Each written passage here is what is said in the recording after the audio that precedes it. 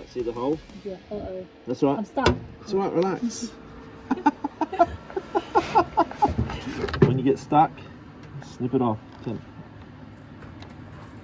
G'day guys, welcome back to the Iron Empire. I'm Mark Arnold, and in this episode we finally take care of the rusty floor pans in the Bullnose Bronco. This thing was absolutely cooked. Now, is this a challenge you would take on with no previous experience? Cutting out some rusty floor pans like this? Watch this episode and then you can decide.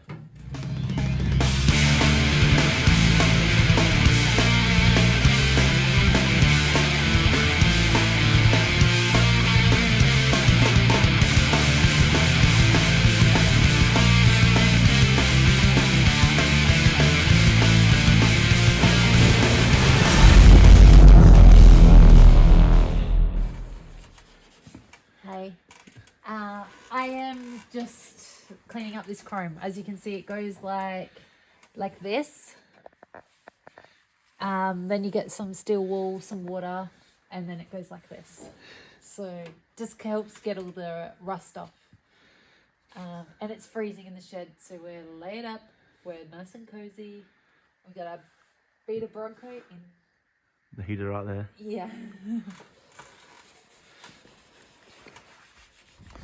So, full disclosure, Andrea and I actually went this afternoon to go look at a VJ charger. And of course, we don't need more projects. But it was really quite rusty. Usually the car we would buy, but Andrea, of all people, was the one to have a cool head and say, no, it's too far gone. Let's not get it. And It was too far. It was pretty far gone.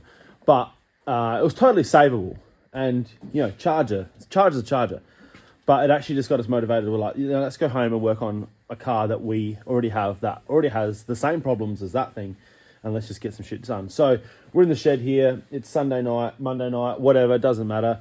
It's icy cold. We got heaters everywhere, and we're getting stuck into it. I've had these floor pans from Mark at F100 Ford Spares for like a year and a half or so, and now is the time. We took this thing out to the Woodside airstrip last weekend. It ran sweet, except for I did have a blowout, kind of. Anyway, we're gonna get started with these floors. The plan here is to basically put these floor in place. I'm gonna spray where it is, so I've got a rough idea, pull it out. I'm gonna cut the floor out. I'm gonna leave a little bit of a flange, so I've got some saving grace to work with. And then we're going to still work our way to getting these floors in. I've got 2 floor plans, and then from there, it's just a matter of filling in all the gaps.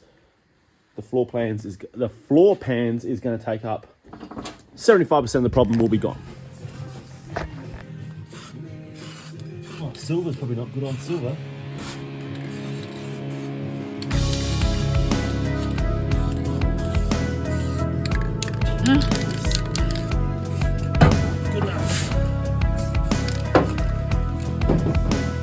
Doesn't even cover the rust.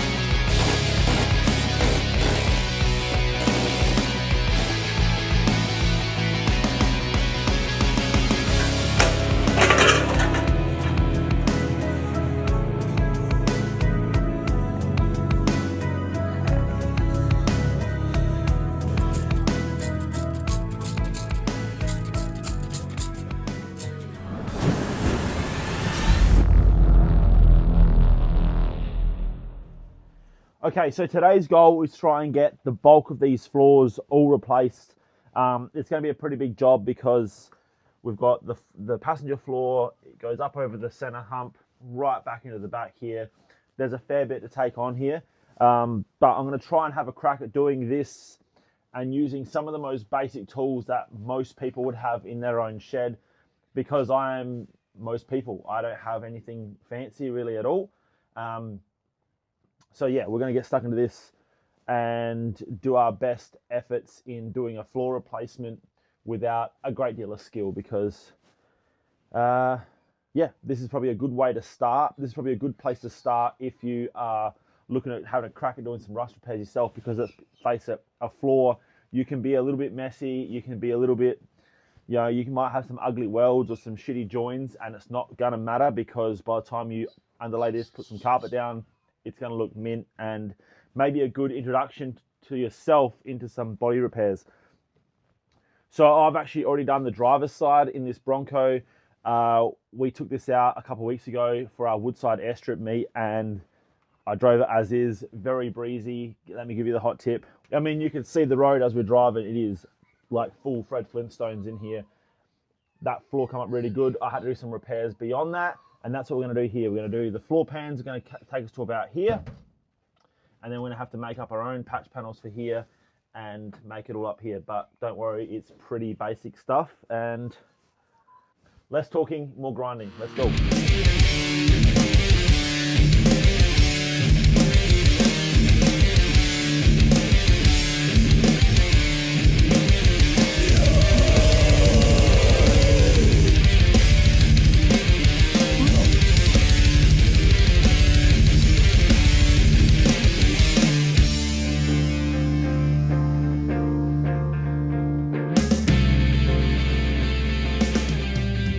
So we have the floor all pulled out now. There'll be a little bit of trimming to go as we get the new floor in and have to make it all fit, but we are good to move on now. There's a few sections we're going to rust treat. This is like a second skin. It's a structural piece. Obviously it's got a little bit of scale on it. There's so many different ways you could handle this, but the way I'm going to handle it is with just some rust converter. We'll spray that all around. That'll dry off and should eliminate, stop the rust from getting further, and then you'd want to go through and spray it with a weld through primer. I don't have any, so I'm just going to blow a bit of color in there, which will reduce that rusting again, and then we'll leave this bare so we can spot weld the new floor in. It's just a matter of following our nose now.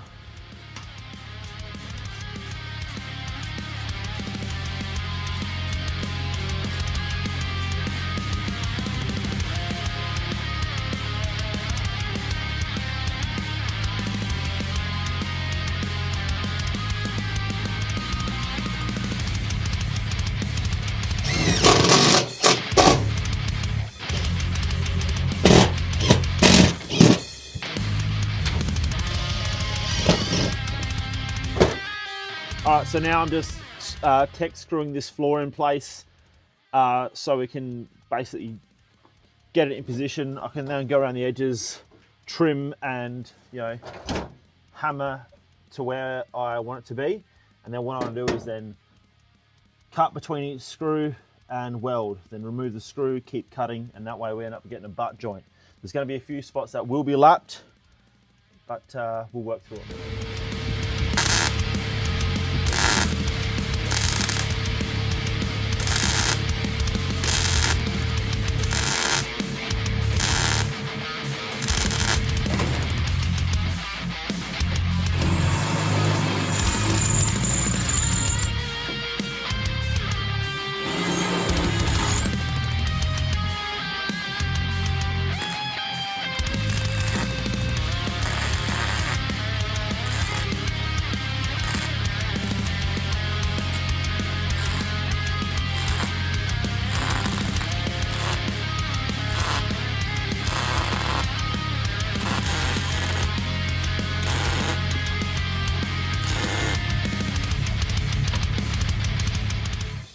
Okay, so I've got the front half of this floor all welded in.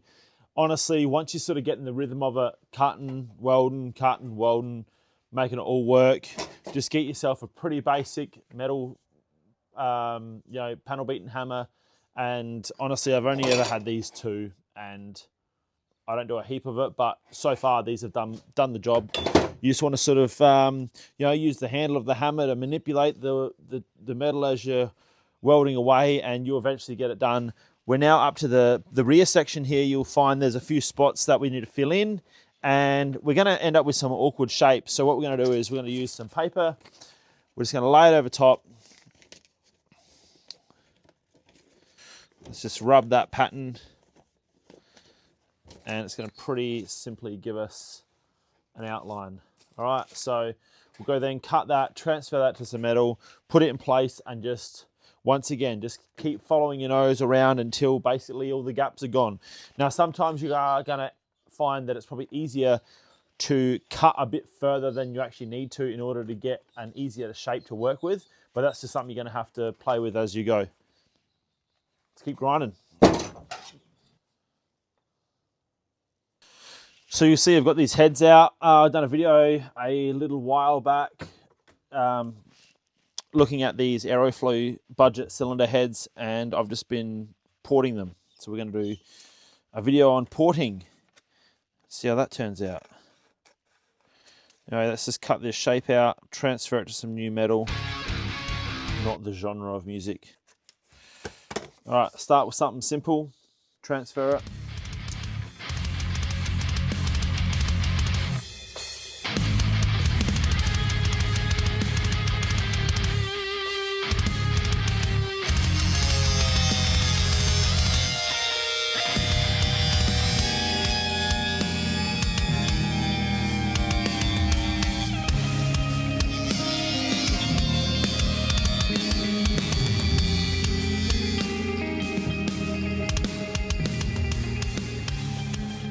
Okay, so here's the shape. It's not perfect, but it will work. Now, obviously we've got a flat metal. We're gonna get it into some curved metal. This is where you gotta start getting creative. Get your hammer, get yourself a basic dolly, start knocking around some shapes. Honestly, if you don't even have a dolly and you get even more basic, even a bench vise you can use as a bit of an anvil to knock some shit around.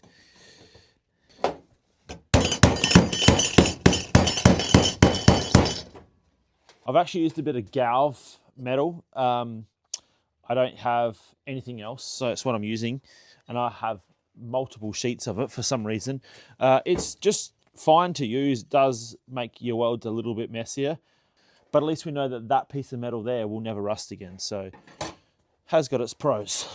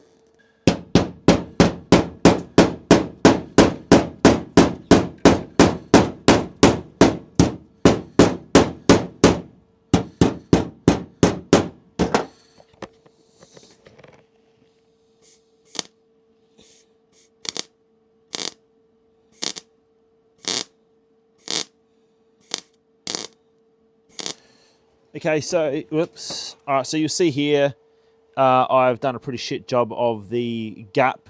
We're probably looking like a 4 to 5 mil gap there. You don't really want to be sort of trying to fill in any more than that. It does look a bit shitty here, you'll see, because of the galvanized, but once we give that a clean up,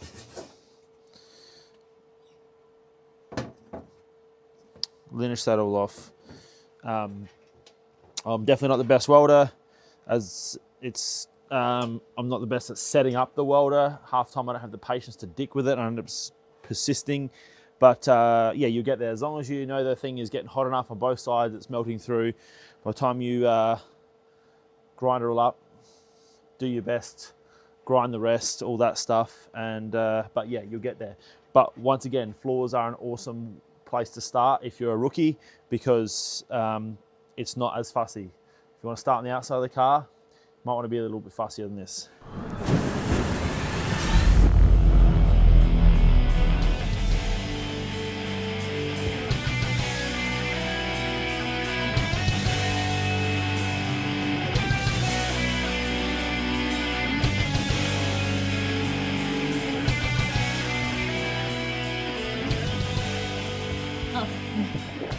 So we've got a bunch going on. We've got the UC Tirana diff getting shortened up here. We've got it out here to do a bunch of grinding, cleaning, painting. We're also teaching some rust repairs. Andrea wants to fix the floors in the Bronco. This is going to be definitely not in the same video, but it is the first day of winter and we're making use of a sunny day outside working on cars. Sweet. Alright, see the hole? Yeah, uh-oh. That's right. I'm stuck. It's alright, relax. Stop. When you get stuck, snip it off. Maybe just go back to some spot that's touching a bit more so you're not blowing holes.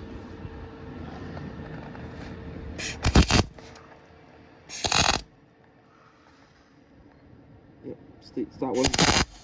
Perfect. Just wait for that wind to die down a bit. See how it's going a little bit bubbly? Mm-hmm. That's because the argon's not getting in there because the wind's blowing it away. Oh. Alright, go again. Yep. Keep going. Beautiful. Yep. Try and get a little bit closer to the body. Yep. Cool. Beauty.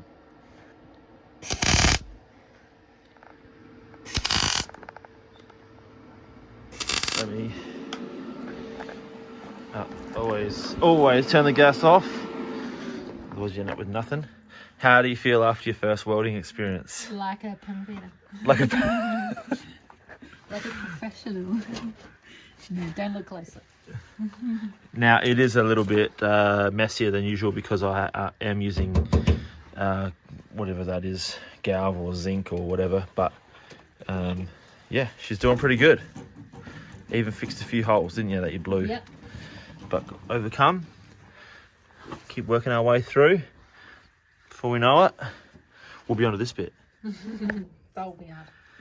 That's gonna be a nightmare. So we've got a nice butt joint here. We're not getting too carried away with the shape. We just want to try and flow it out. So yes, there you go. That second lot is a lot better. Nice and neat. Now, once again, if we're going to do body work, guys, we want to try and disperse those welds around the place, but because it's a floor, we're not too worried about getting too much heat into it. It's got plenty of shape going on over here anyway, so we're just trying to, yeah, make it easier for Andrea to learn this, and then once we refine it, then she can maybe start doing some body work. She wants to build her own duster.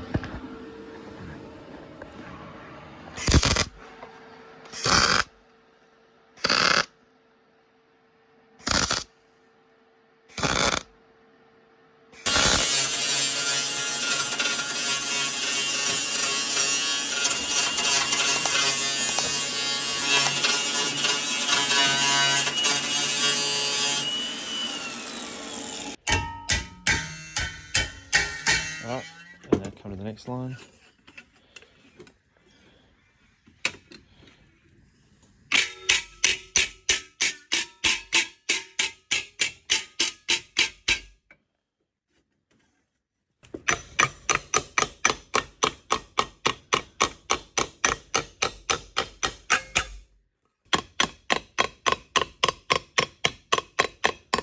Yep, cool.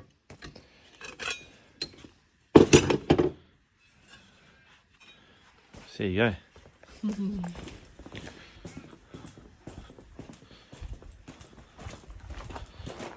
Woman on a mission.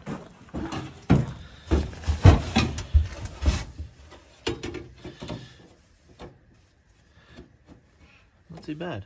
A little bit more down that end, but overall, close enough. Now winter is well and truly upon us. Don't forget to check out the online store. We have plenty of hoodies. We have the Judge, we have the Hearst shifter tees, all back in stock, and a few of the old designs still floating around as well. Obviously bunches of t-shirts and the rest of it too. Jump on the online store, support the channel. If the support goes a long way, let's continue welding. Okay, so sometimes doing repairs like this can become a little bit overwhelming. Right here in this corner, it seems to just keep going and going. There's all sorts of shapes and shit going on, but don't let it become too overwhelming, just break it down into small patches. It doesn't matter. We can just keep adding metal. We can just keep welding until we eventually close the gap. Just get started and just keep chipping away. Before you know it, you'll be nearly there. So I'm going to use all these little steps as a stop point and just piece our way through it. This whole section here, I'm probably going to end up doing in 1, 2, 3, 4, 5 or 6 pieces. It's just going to break it down, be a lot easier when trying to get all the shapes, and a lot easier to sort of fumble our way through this while learning on the job.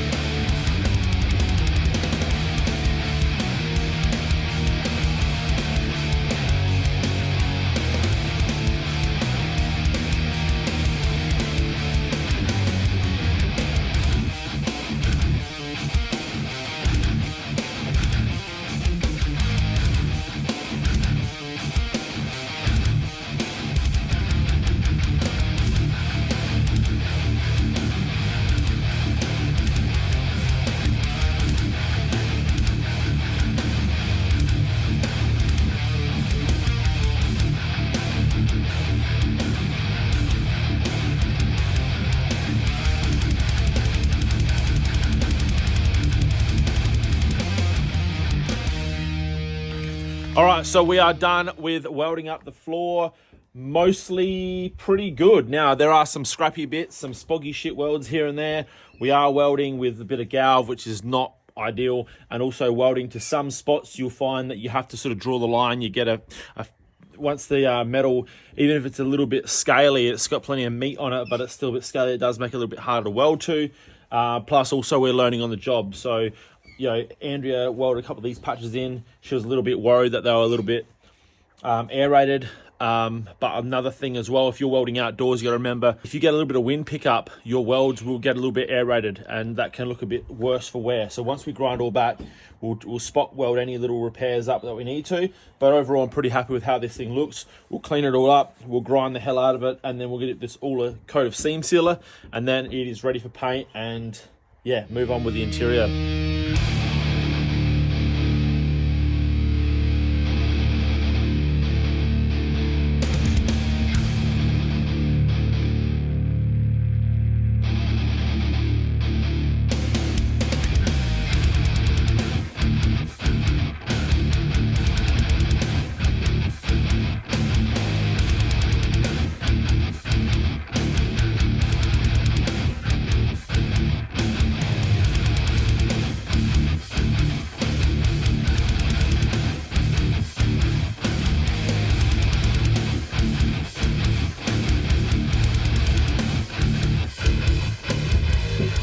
All right, so absolutely brutal winter's morning, and I'm pushing through to get this video done today for you guys.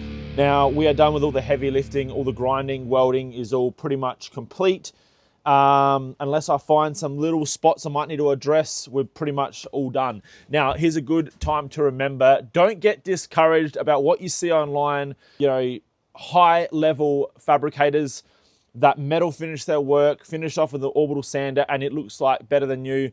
Obviously, you want to get inspired by that sort of stuff, but don't get discouraged, because hitting that level is obviously extremely impressive, but years and years of work. So that's why we're starting at the bottom here. And also that sort of level of work is obviously overkill for a floor, especially a patina car like this. We're just starting grassroots. Anyone can get in and have a crack. So there's going to be a few welds and a few spots here that are a little bit ugly, a little bit lapped here and there, but it doesn't matter. Obviously, you want to use this as a stepping stone before you start doing bodywork on the outside, because you are going to have to get a bit of a higher level before you go out there. You don't want to be lapping too much steel out there. Another quick tip I'll say, if you are doing some repairs and you are having a bit of trouble blowing holes, until you get the until you get your bearings. You can lap the steel very slightly. We're talking like within a mil or two. It'll help you get a bit of build. But what will happen is the welder should melt those two together. You end up with a butt joint, but it might not necessarily be a level butt joint. But it is a sort of a gateway into sort of doing this sort of work. Anyway, let's get on. I've cleaned this all up. We're going to go around and rust treat a few more sections here. We're going to seam seal it and then get some color on this thing ready for sound deadening. Can't wait.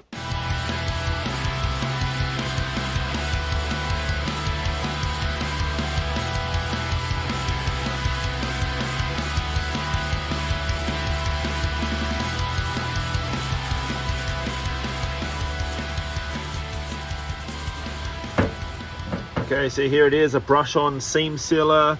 This is one of my absolute favorite products. It will just cover up all our dirty little secrets. It will make sure that no moisture will ever get into these welds. We'll do the same on the underside as well. Once we seal this stuff up with some stone guard on the underside, some paint, some sound deadener in here, man, this is gonna be plenty good, and it will outlast us. I doubt I'll be fixing these floors ever again in my life. Remember guys, it took over 40 years to get this bad.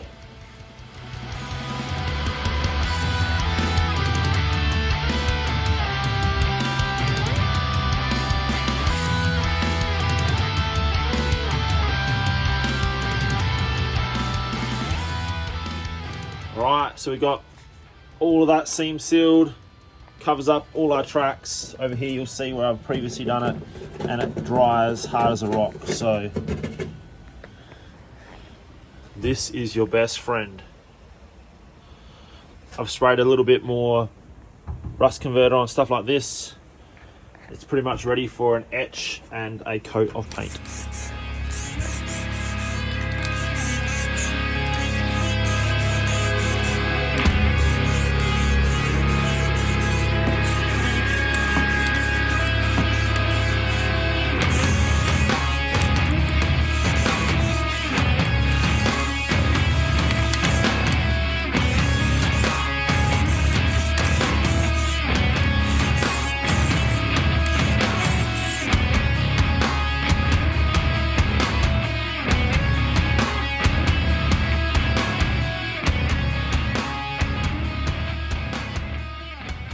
Okay guys, so that is going to be a wrap on the rust repairs on the floor. I think anyone can take on this job. This is obviously a far from a concourse job, but I think we can all agree that this is well and truly better than what we started with, and this is going to be totally fine for years to come. This is going to outlast us, let's be honest.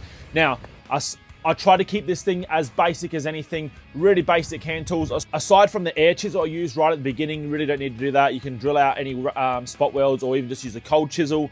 This is super basic. We're talking a grinder, some cutting wheels, a little bit of metal and a few floor pans, and of course a welder. Now, don't go jumping the gun buying floor pans and stuff until you really get in and see what you need to do, because you might need to do a few little patch panels and you might not need the whole lot. So just get out there guys, have a crack, and save yourself a lot of chaff. I think honestly I'm only probably a few $100 into this, and yeah, it's going to give you a hell of a lot of confidence moving forward with maybe some more in-depth rust repairs. Start with the floors guys, you can't get it wrong, and yeah, get out there, get wrenching, and we'll see you on another one. Cheers guys.